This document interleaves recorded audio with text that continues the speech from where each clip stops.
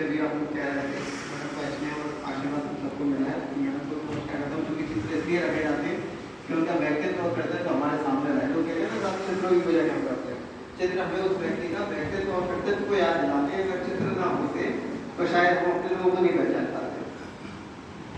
तो मैं ऐसे व्यक्तित्व जो महान मेरे सामने और पीछे भारत माता रखी सरस्वती आगे पीछे मैं उनको भी प्रणाम करता हूँ कि भारत माँ हमारे सामने जैसे वो सरस्वती के पीछे है ना, वैसे हमारे दिलों में भी है, वो भी सामने आए। और हम सब लोग विवेकानंद की एक बात कहते हैं कि मैं उस प्रत्यक्ष देवता, मैं वो अपने राष्ट्र ही मेरा प्रत्यक्ष देवता है।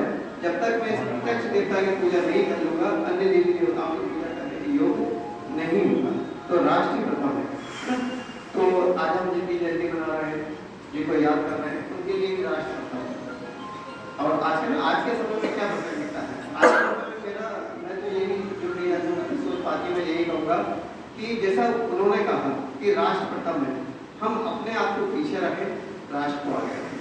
वर्तमान परिवेश में हम लोग क्या देखते हैं कि हम आगे रहें और जो हमें आगे बढ़ा रहा है वो पीछे रहे, वो संस्था पीछे रहे, सब पीछे रहे, लेकिन हम आगे रहे।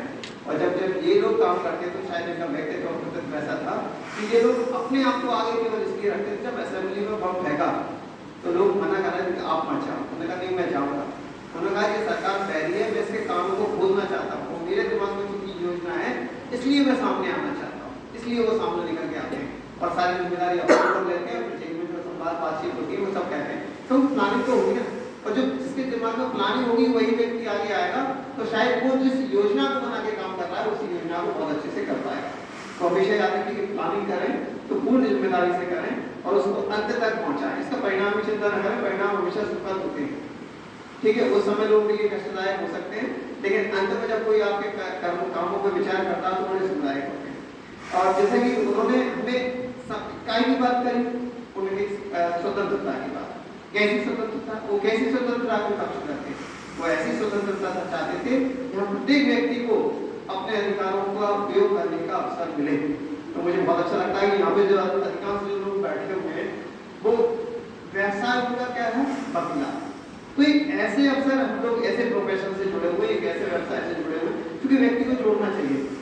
तो अगर हम हमारे पास ऐसे कोई लोग आते हैं जो वंचित पीड़ित, तो उस समय अगर हमारा व्यवसाय, जैसे मैं शिक्षा के क्षेत्र में काम कर रहा हूँ, हम विभिन्न क्षेत्रों में लोग काम कर रहे हैं, अगर उस समय हम उनसे न्याय कर पाए उनके विचारों से, तो मुझे लगता है काफी हम अपने जिस व्यवसाय है उससे भी न्याय करेंगे और हम जिस तरह के आयोजन करते हैं उनसे भी न्याय करेंगे। क्योंकि जब तक हमारी कथनी और करनी एक नहीं होगी, समाज पे प्रभाव नहीं पड़ेगा।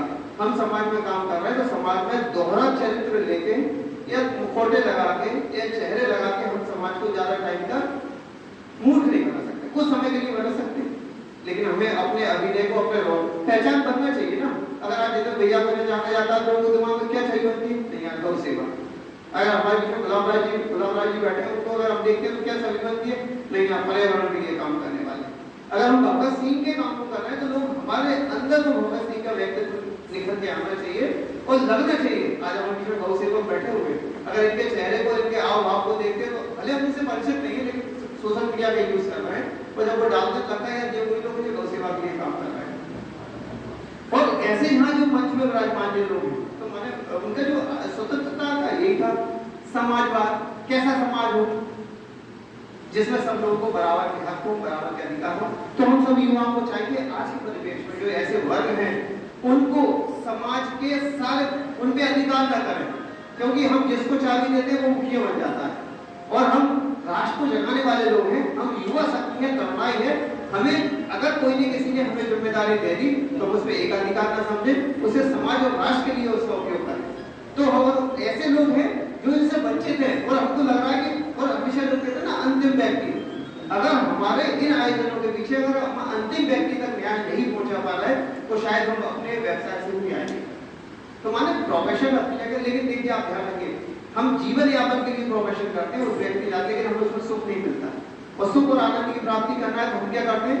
आपको ऐसे बहुत सारे उदाहरण मिल जाएंगे जिनका व्यवसाय, जिनका रोजगार, जिनकी नौकरियां बहुत अच्छी चल रही थी, बहुत लग्जरी लाइफ जी रहे थे, लेकिन जिन जीवन का उद्देश्य समझ में आ गया वो सब एक मिनट में, एक सेकंड में छोड़ के जाते हैं सब चीजों, क्योंकि इनमें असली ये तो हमें एक भूमिका मिली है कि कि आज मैं शिक्षक हूँ, वकील हूँ, व्यवसायी हूँ, या जो भी कुछ हूँ, डॉक्टर हूँ, सब एक भूमिका है। आप अपने रोल को बहुत अच्छे से निभाएं और समाज को एक ऐसा संदेश देके जाएं कि यार मजा आ गया, वो व्यक्ति बहुत अच्छा है। कबीर का वो है ना, कबीरा जब हम पैदा हुए जग हंसे हम रोए, ऐसी करनी कर चलो कि हम हंसे और जग रो। वो हमारे तरफ से हुआ। आज अगर हम भगत सिंह जी को याद कर रहे हैं तो क्यों कर रहे हैं? क्योंकि उनकी करनी और कथनी एक थी। वो जो सोचते थे वही करते थे।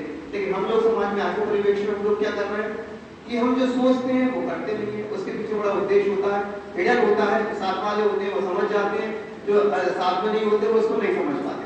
लेकिन मैं कह रहा हूँ समाज काट के कहावत है हिंदी में, काट की हड्डी को बार बार नहीं चढ़ाया जाता। एक बार आप किसी को बेवकूफ बना सकते हैं, बार बार नहीं बना सकते। तो भगत सिंह के और इन सपनों को अगर हमें साकार करना है तो हमें क्या करना पड़ेगा कि उनके विचारों के साथ साथ अपने कर्तव्य भी उतारना पड़ेगा। अगर हम देखिए व्यक्ति पहचान होता है, जैसे अगर हमें लोग देखते हैं तो हमारे माँ बाप की पहचान याद आ जाती है, याद है उनका बेटा है। तो वैसे ही हम जिस समाज में जिस संगठन में काम कर रहे हैं हम उसके प्रतिनिधि बने। ऐसे विवेकानंद जी अपने शिकागो गए थे, सनातन के प्रतिनिधि बन के गए थे। अगर हम किसी देखते हुए प्रतिनिधि बने हम, और चूंकि देखिए और हमें बात से छुटकारा पाना है। और अगर ये सारे बात राष्ट्रवाद की ओर जाते हैं तो मैं सबका सम्मान करता हूँ। अगर कोई भी बात आज के समय में स्वतंत्रता और उनका था ना कि सर स्वतंत्रता काय की विचारों की हो, और वो वैज्ञानिकता पर बहुत जोर देते थे। पर हम अपनी सोच को वैज्ञानिक नहीं करेंगे तो आज के समाज के युवा कुछ नहीं कर पाएंगे। तो हम किसी भी क्षेत्र में हम किसी का विरोध करें तो उसके पीछे कारण जाने, इसके कारण क्या हो सकता है।